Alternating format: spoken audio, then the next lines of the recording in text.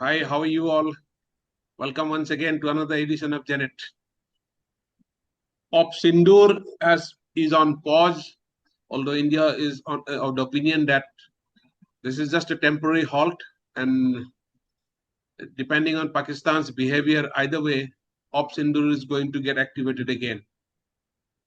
But the thought process before us is tonight we are going to discuss: is Pakistan on the brink of disaster, on the brink of a breakup? As you all know, Baluchistan has declared its independence.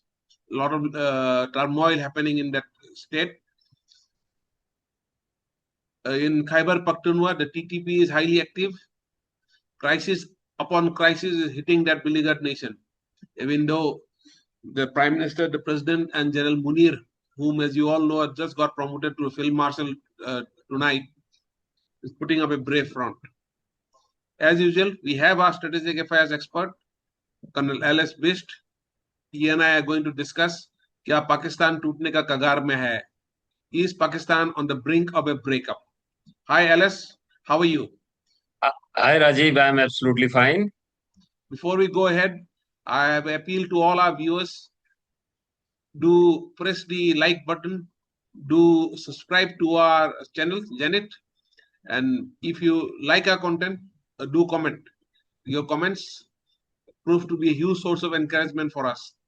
As it is, we are still taking our baby steps into this big, wide world of YouTubing, and we hope to leave a mark in this. Well, Alice, as you all know, Pakistan is being hit by one disaster after another. The future doesn't seem to be very bright. What is your opinion on this? The future is definitely not bright, Rajiv. अ, जैसा आपने कहा कि क्या पाकिस्तान टूटने की कगार में है। देखिए, कोई भी नेशन स्टेट जब टूटने की कगार में होता है तो उसके कुछ टेल टेल साइंस होते हैं, कुछ ऐसे इंडिकेटर्स होते हैं जो ये बताते हैं कि स्टेट किस हालात में है। पाकिस्तान को अगर आप क्लोजली देखें तो इसमें कई सारे मानक या पैरामीटर्स में ये खरा उतर रहा है, जिसमें कि ऐसा लगता है कि ये एक फेल्ड स्टेट के तौर पे दिखाई देने लगा है। और जो पहला पैरामीटर होता है वो होता है वीक और इनएफेक्टिव गवर्नमेंट। जो सरकार अपनी जनता के लिए बेसिक चीजों का मुहैया ना करा पाए, उनको दिला ना पाए, जैसे कि फूड सिक्योरिटी एक चीज होती है, बिजली होता है, पानी होता है, सड़क होता है, और इस तरीके से कानून और व्यवस्था होता है। यदि आप टैक्स कलेक्ट करना चाहते हैं तो इसमें कम से कम जो चार प्रांत हैं या सूबे जिसको ये कहते हैं, उनमें से दो ऐसे सूबे हैं जहां पे ये ना तो इनका कोई नियंत्रण है ना कोई कंट्रोल है। और वहां पे ये टैक्स कलेक्ट करना तो दूर, किसी भी किस्म का गवर्नेंस या एडमिनिस्ट्रेशन देने में नाकामयाब है। आप बिल्कुल सही समझ रहे हैं। मेरा इशारा बलूचिस्तान, केपीके, गिलगिट बाल्टिस्तान, पीओके, इन सभी इलाकों के ऊपर है, जिसमें कि इनकी कोई भी व्यवस्था काम नहीं कर रही है। और यह कैसे चल रहा है देश, बहुत ही करिश्मे वाली बात है। दूसरा मानक होता है इकोनॉमिक डिक्लाइन। भी ये देखिए कि बड़ी मुश्किल से इनका कुछ जीडीपी ठीक ठाक होना शुरू हुआ था, बिल्कुल हल्का फुल्का। कुछ फॉरेन एक्सचेंज रिजर्व इनके पास आए थे, जिसमें से ये कहते हैं कि हमारे पास $11 बिलियन फॉरेन रिजर्व में आ गए हैं। मगर वो कोई एक्चुअली फॉरेन एक्सचेंज रिजर्व नहीं है, वो सब लोन का पैसा है। बट उतने में ही ये लोग अ, अपना आपा खो बैठे और आतंकवादी गतिविधियां करने लग गए। तो इससे ये पता चलता है कि इकोनॉमिक कंडीशंस इनकी कोई ठीक नहीं हुई थी, और बेसिक नेसेसिटीज पूरी नहीं हो रही थी। तो ये एक आपका नंबर दो का मानक हो गया। नंबर तीन अगर आप देखें तो पुअर इंफ्रास्ट्रक्चर। यदि आप गौर से देखें तो सीपेक को अगर आप हटा दें, सीपेक से इनका कुछ इंफ्रास्ट्रक्चर बना, जिसमें चीनियों ने 42 बिलियन US डॉलर्स खर्च किए।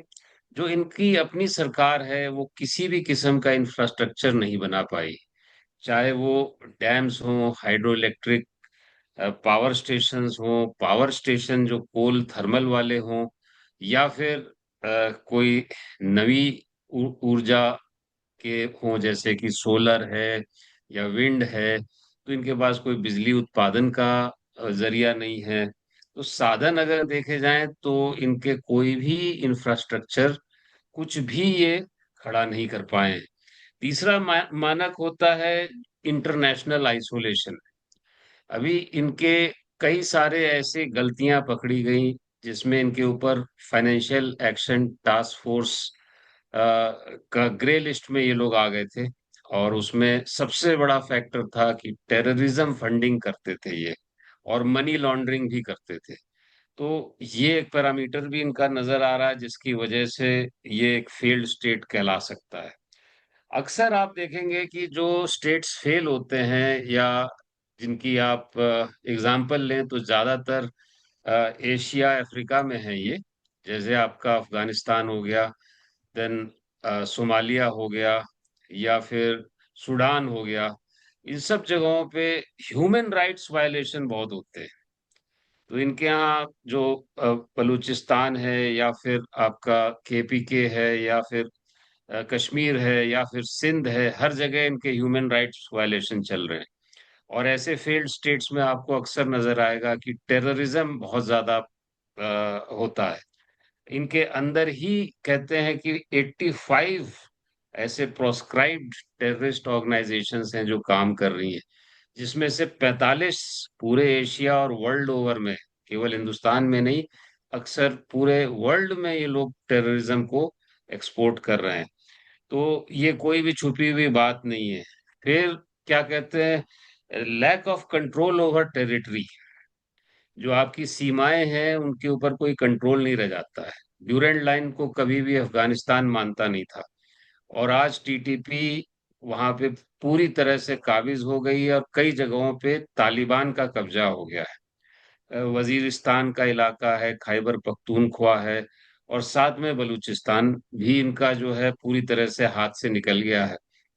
तो lack of control over territories पूरी तरह से पाकिस्तान में हो रहा है। और अब सुनने में आ रहा है कि सिंध सिंध में जो है रोड ब्लॉक कर दिए हैं, और अपना जो कराची पोर्ट है उससे जो सामान जाता था एक्सपोर्ट का, वो भी पूर्णतः बंद हो गया है। तो आपके पास रह क्या गया? केवल एक पंजाब प्रोविंस रह गया है, जिसके अंदर आप कारगर हैं, और उसके भीतर भी आपके प्रॉब्लम्स शुरू हो गए हैं। तो इनके पास कुछ भी नहीं रह गया। और बहुत हाई करप्शन होता है।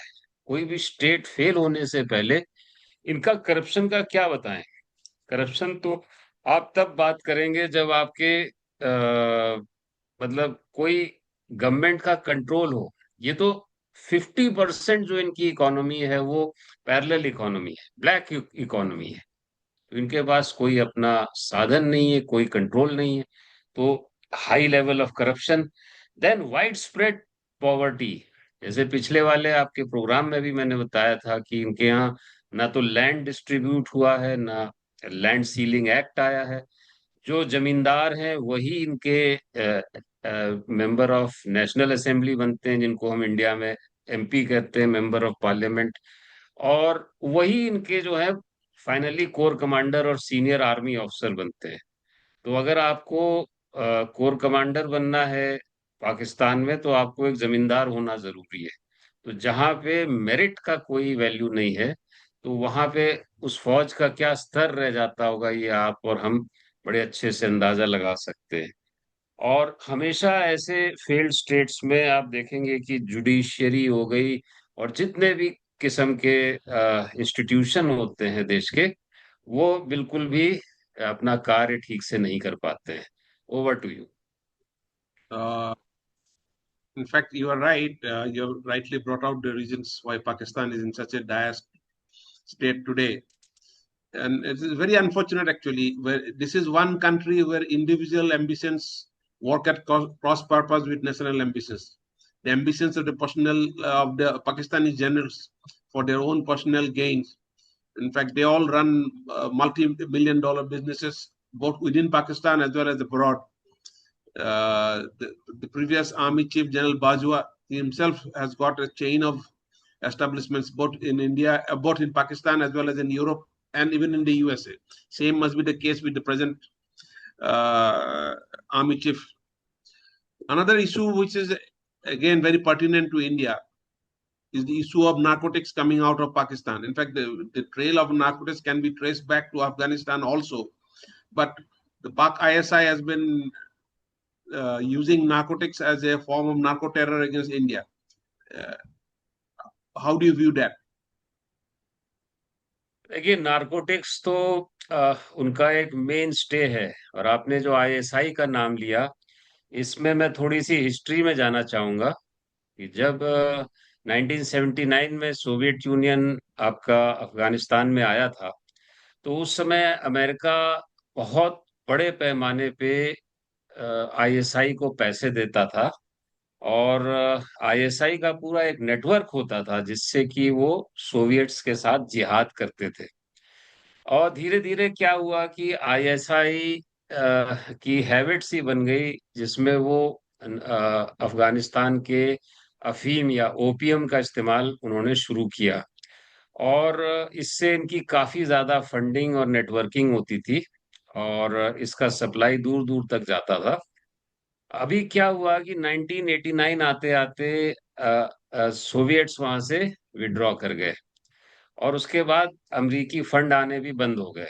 तो एक बार जब सोवियट्स वहां से चले गए, अमेरिकी फंड आने बंद हो गए, मगर आईएसआई का जो नेटवर्क था अफगानिस्तान के अंदर, वो कभी भी टूटा नहीं। वो कभी भी नहीं टूटा। और उस वजह से क्या हुआ कि इन्होंने अपना पूरा ध्यान जो है वो भारत के ऊपर लगाया। और आपने देखा होगा कि शुरुआत में 1990s के दशक में बहुत ज्यादा फॉरेन के आतंकवादी जम्मू कश्मीर में आते थे, और वो अक्सर बिल्कुल नशे में धुत रहते थे। उसका एक असर ये हुआ कि इतना ज्यादा नारकोटिक्स, खासतौर से हेरोइन जो है, इसका इस्तेमाल कश्मीर में भी बहुत ज्यादा, आज करीब 60-65 हजार वहां पे लोग अ, अफीम का नशा या हेरोइन का नशा करते हुए आपको मिलेंगे। और इसका बारामूला और एक जगह और है, वहां से बहुत ज्यादा अफीम अंदर आया करती थी। और उसमें क्या हुआ कि आईएसआई जो है अपने नार्को टेररिज्म को फंड करने में बहुत हद तक कामयाब हुई थी। अभी हाल ही में जब से तालिबान वहां पे आया है अफगानिस्तान में, तो हमने देखा है कि उन्होंने काफी ज्यादा ओपीएम को डिस्ट्रॉय किया। लेकिन अभी भी वहां पे ओपीएम की खेती होती है, और नार्को टेररिज्म बहुत बड़ा एक व्यापार अभी भी चल रहा है। अभी आपने देखा होगा कि मुंद्रा पोर्ट में पिछले साल करीब 2988 किलो हेरोइन पकड़ी गई, जिसकी की कीमत कई हजार करोड़ है। तो आप ये सोचिए कि इसका अंदाजा लगाइए कि हमारे देश के अंदर वो कितनी ज्यादा ड्रग्स को भेज रहे होंगे। और बाय द वे, ये जो ड्रग मुंद्रा पोर्ट में गुजरात में पकड़ी गई, इसका रास्ता अफगानिस्तान से होते हुए ये गया यूएई में, ईरान में बंदर अब्बास में गया, और ईरान से इधर आया। टैल्क, कच्चा टैल्क और कच्चा कोयला, इसके बीच में ये अफीम या हेरोइन बरामद हुई। तो आप ये देख सकते हैं कि कितना ज्यादा तगड़ा नेटवर्क है। बंदर अब्बास से होते हुए ये हेरोइन आपकी मुंद्रा पोर्ट में आई। और कितने ज्यादा इससे यूथ बर्बाद हो रहे हैं, कितने लोग बर्बाद हो रहे हैं। तो इसका दो रीजन है। पहला, कि भारत की युवा पीढ़ी को पूरी तरह से बर्बाद किया जाए, और दूसरा मकसद है कि टेररिज्म को फंडिंग किया जाए। तो इससे ज्यादा अच्छा और कुछ हो ही नहीं सकता। Over to you. Uh, in fact, yes, the ISI has taken up narco-terrorism and established a form of business, rather, I mean, of spreading terror inside India. But is the Pakistani state getting any benefit out of it, or is the money being profits being pocketed into individual pockets? इसकी देखिए, drug money जो होता है, अ, इसका maximum इस्तेमाल ISI अपने operations में करती है, और इसका गवर्नमेंट में बहुत कम पैसा जाता है। और इसमें जो बड़े बड़े अधिकारी हैं, प्राइमरली जो पाकिस्तानी ऑफिसर्स हैं, आर्मी ऑफिसर्स हैं, इन्हीं के पॉकेट में ये चीज जाती है, और इसी से ये अपने ऑपरेशंस को चलाते हैं, अपने स्लीपर सेल्स को चलाते हैं। इसका पैसा 100% मेरे ख्याल से आईएसआई के ही काम आता है। और आर्मी भी इससे अछूती नहीं, क्योंकि आईएसआई में भी आर्मी के ऑफिसर्स हैं। तो हो सकता है कि उनकी मिलीभगत से ही यह चल रहा हो। Yeah. Over to you. Another point, uh, let us now take a look at Baluchistan. Just a couple of days back, one prominent Baluch leader has given a call for independence. In fact, he's declared Baluchistan to be an independent province, and he has requested and he's approached all UN members to recognize the new independent state of Baluchistan.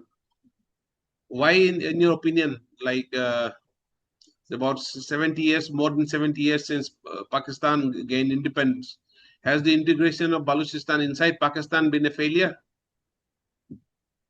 Yes, it is very much a failure. इसमें आप अगर थोड़ा history में जाएं, तो भारत और पाकिस्तान की स्वतंत्रता या इंडिपेंडेंस से पहले ही बलूचिस्तान स्वतंत्र हो गया था या आजाद हो गया था। मेरे ख्याल से 11 अगस्त या 12 अगस्त को ये 1947 में आजाद हो गए थे। हमारी आजादी 14 और 15 अगस्त को हुई। तो ये पहले से आजाद थे। और वहाँ के जो खान अफ कलात थे, वो एक अच्छे इंडिपेंडेंट स्टेट के मोनार्क कह सकते हैं आप। और उनकी बहुत अच्छी अपनी जनता के साथ पकड़ थी।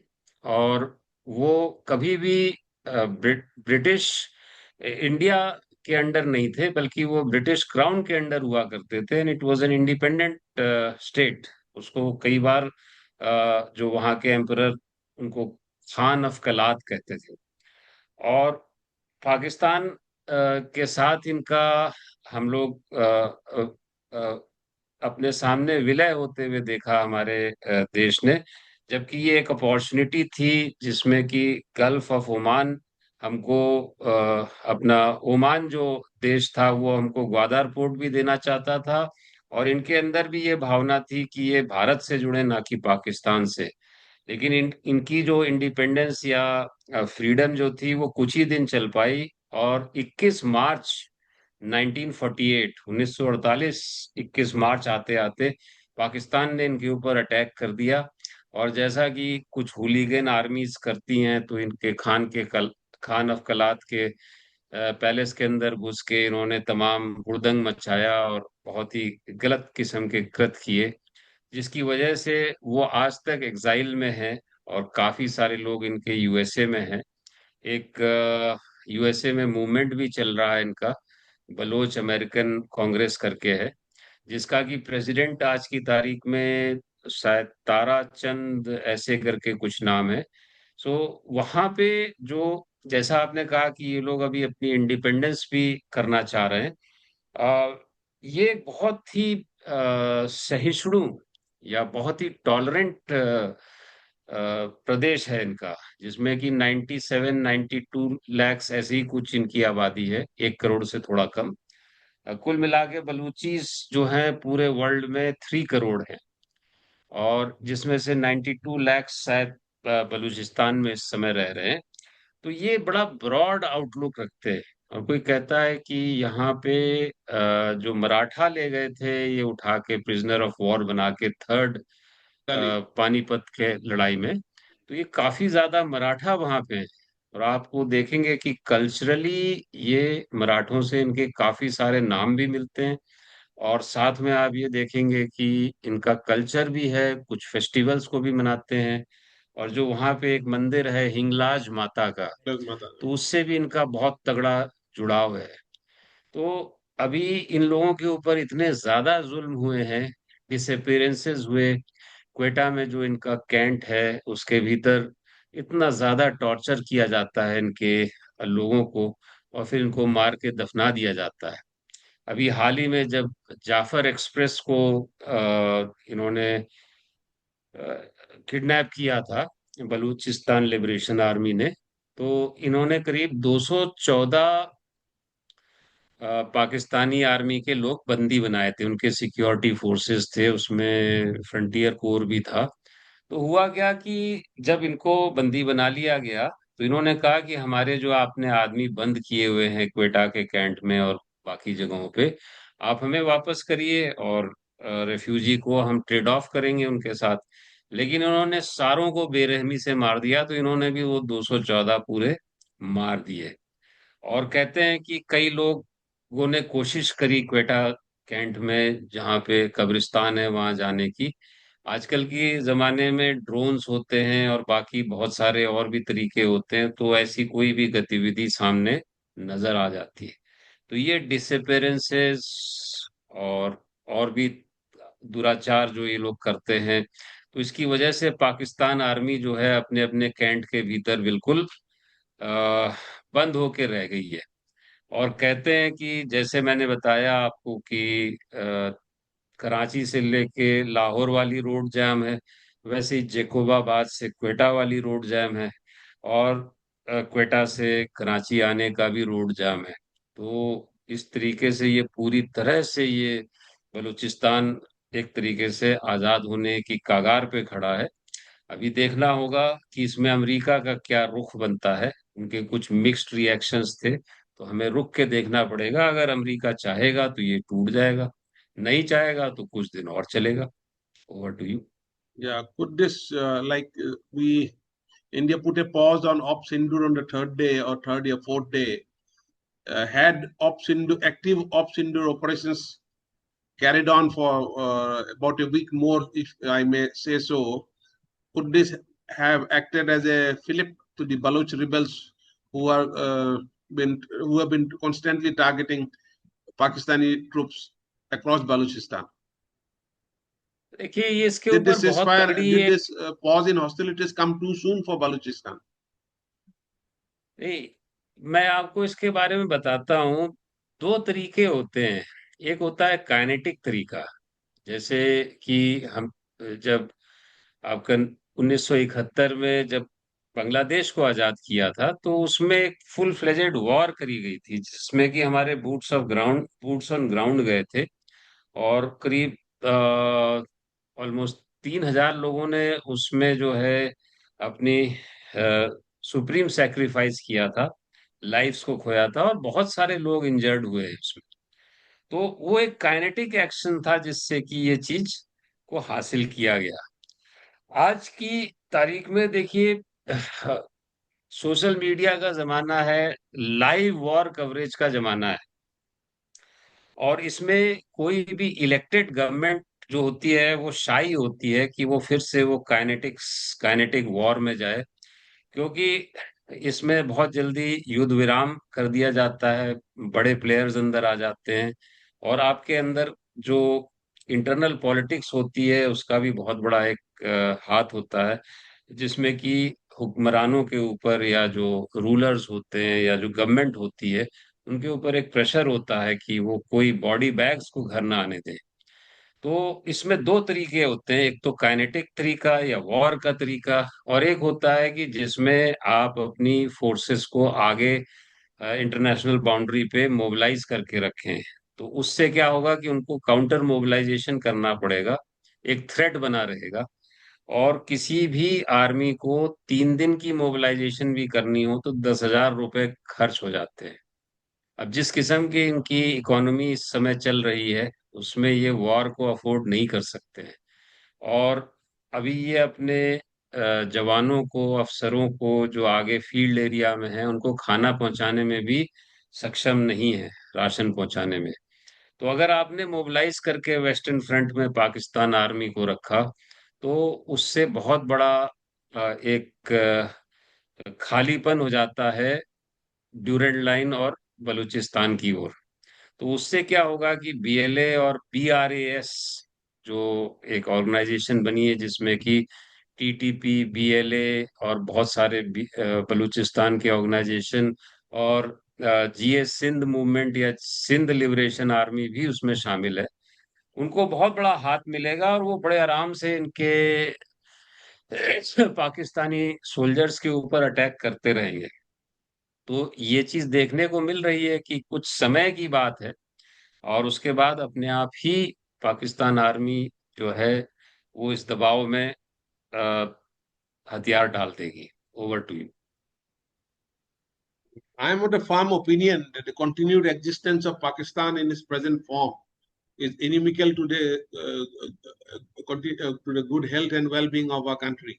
Pakistan has to cease to exist in its present form.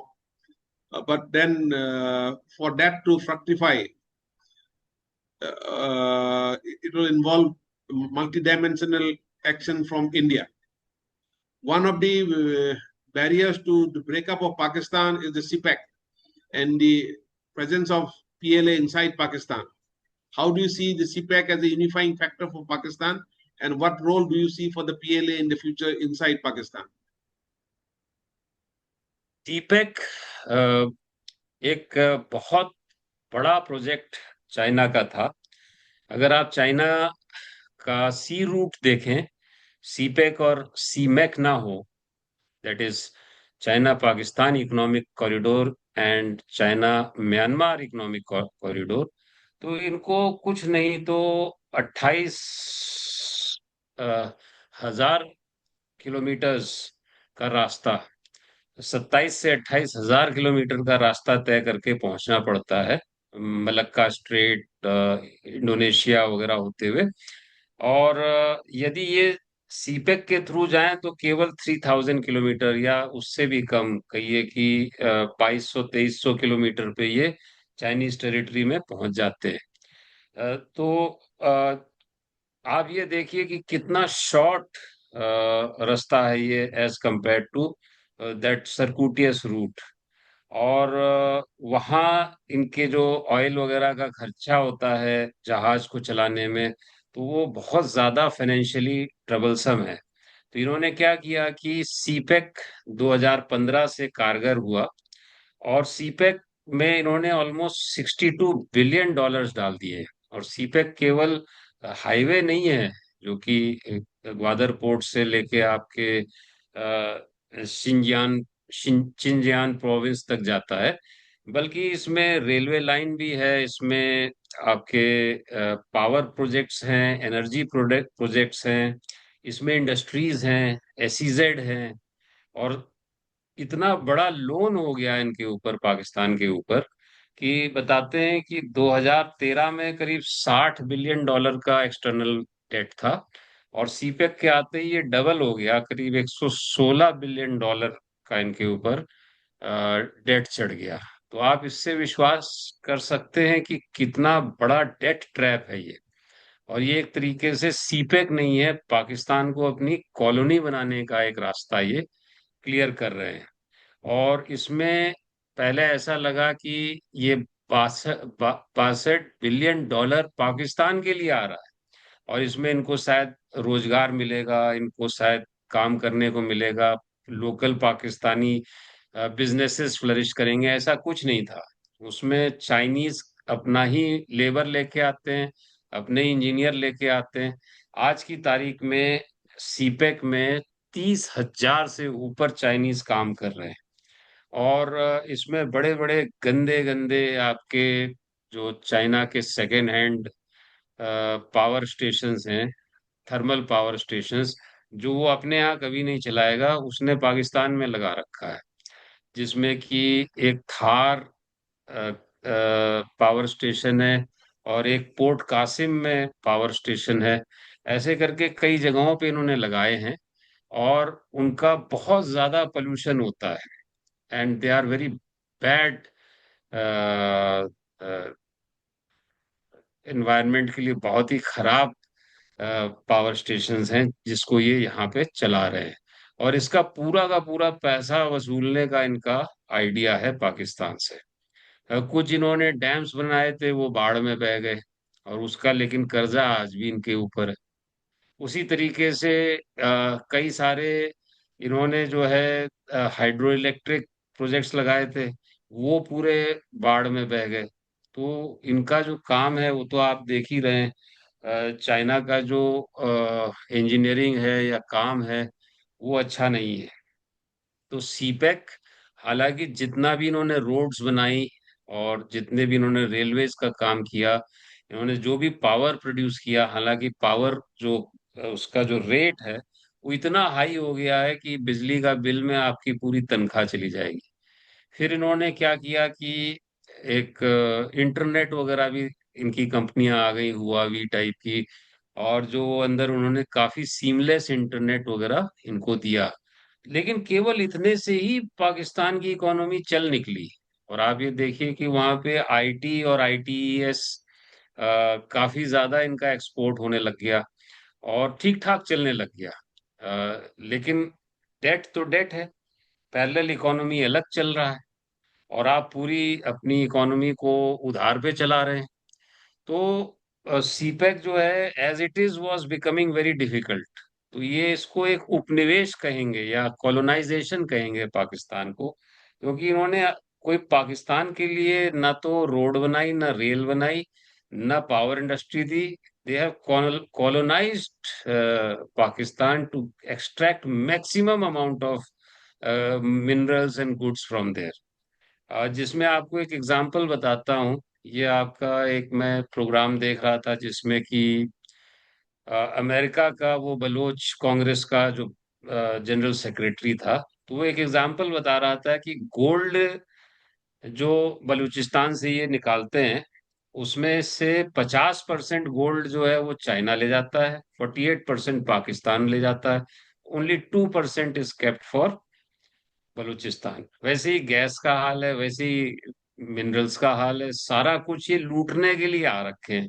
तो एक बहुत गंदी फीलिंग है चीनियों के लिए पाकिस्तान में। और ये देखा गया कि एक सुसाइड बॉम्बिंग में लास्ट ईयर चाइना को इन्होंने चाइना के 2 बंदे मार दिए। और इतनी नफरत है कि किसी एक गार्ड ने गारमेंट फैक्ट्री के, उसने भी एक चाइनीज को गोली मार दी। तो लोग इनको लाइक नहीं करते हैं। और अभी सुनने में आ रहा है कि कुछ एग्रीकल्चर लैंड भी इनको देने की तैयारी में है, एयर बेसिस देने की तैयारी में है, एयरपोर्ट्स ऑलरेडी इनके अधीन हो गए हैं। ग्वादर पोर्ट इतनी ऊंची दीवार खड़ी कर दी है कि वहां आप अंदर नहीं देख सकते। तो जो बलूचिस्तान के लोग हैं वो बिल्कुल भी चाइनीज को लाइक नहीं करते हैं, सिंधीज बिल्कुल चाइनीज को लाइक नहीं करते हैं। और एक ऐसी फीलिंग आई है सीपेक के तहत कि ये केवल हमको लूटने का एक जरिया बनाया गया है। Over to. Well, you have very explicitly covered all the points regarding CPAC, and we are running out of time also. But we'll be failing in our duties if we do not talk of Sindh, the next large Pakistani province after Balochistan. There's a lot of turmoil in Sindh also. People are talking of a possible breakaway. They're talking of Sindhu days. How do you see the events happening in Sindh? देखिए, पाकिस्तान का जो organisation है उसको army चलाती है। वहाँ के diaper बदलने से लेकर के और बड़ी से बड़ी इंडस्ट्री और रियल एस्टेट सब आर्मी चलाती है। तो चोलिस्तान करके एक जगह है जो कि एक डेजर्ट है सदर्न पंजाब में। यहाँ पे आपका हड़प्पा और का सिविलाइजेशन, इंडस वैली सिविलाइजेशन पहले हुआ करता था, जब वहाँ पे एक नदी बहती थी जिसमें कि यमुना और इंडस का पानी आता था। लेकिन वो नदी ने अपना रास्ता बदल दिया और वो सिविलाइजेशन नष्ट हो गई।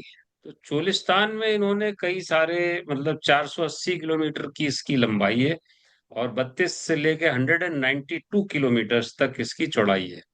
तो इसमें 6 कनाल बनाने की कोशिश कर रहे थे इंडस वाटर लेके। उससे क्या होता कि सिंध का पानी पूरी तरह से बंद हो जाता।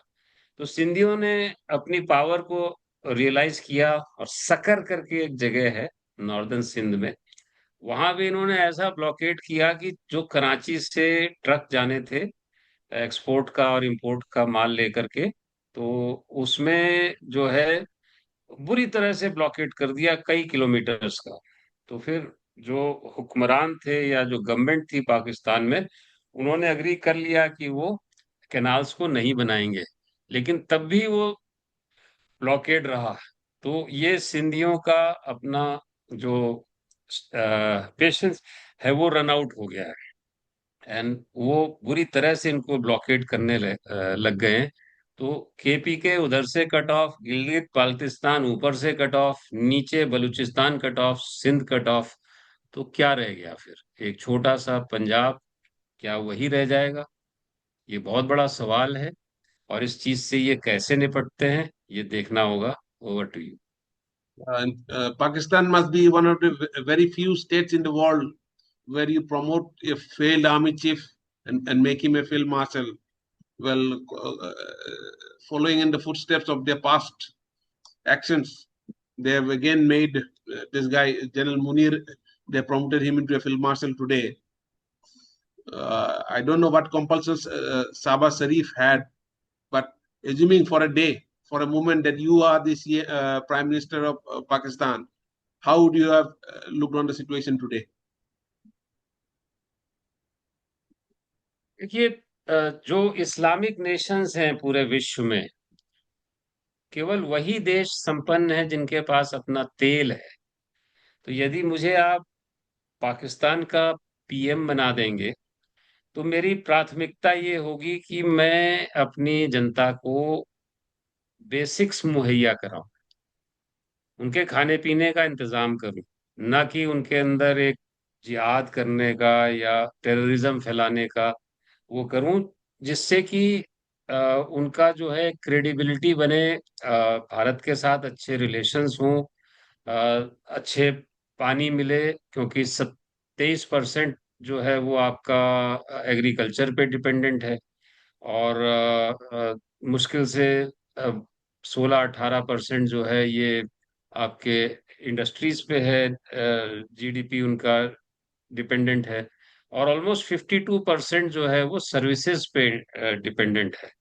तो अपनी इकोनॉमी को ठीक करने में लगाना चाहिए और भारत से अच्छे रिश्ते रखने चाहिए।